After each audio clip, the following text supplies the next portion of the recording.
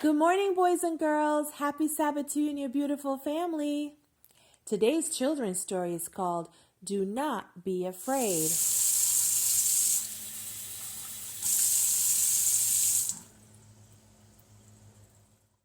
I want all of you to take a look at this glass of water. Look closely at how much water is in here. By a show of hands, who thinks the glass is half empty? Go ahead, raise your hand. Who thinks it is half full? The truth is that you're both right. If the glass is half full, then it is also half empty. But some people like to use this sort of question as a test of your personality. So here's a big word for you. An optimist looks at the positive. The glass is half full. And your other big word is the pessimist looks at the negative. The glass is half empty. There's a story in the Bible about optimists and pessimists that changed the future for an entire nation. You can find this in the Bible in Numbers chapters 13 and 14. The children of Israel had traveled out of slavery in Egypt toward the promised land, the land of Canaan that God promised to their forefather Abraham.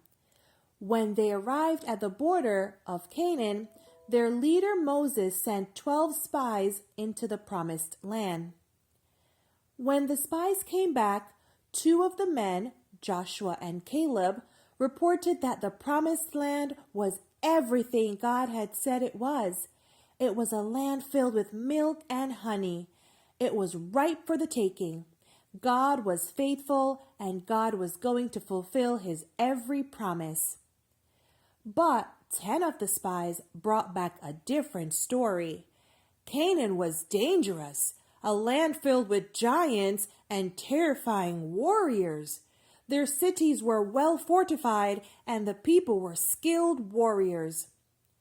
So, which of the 2 groups were right? The 10 who saw giants or Joshua and Caleb? They were both right. Canaan was the promised land, a land of milk and honey, but it was also a country of giants. God had promised to give his land to the Israelites, but after all the miracles God had performed to lead the Israelites to the promised land, to whom do you think they listened? They listened to the 10 men who talked about the giants.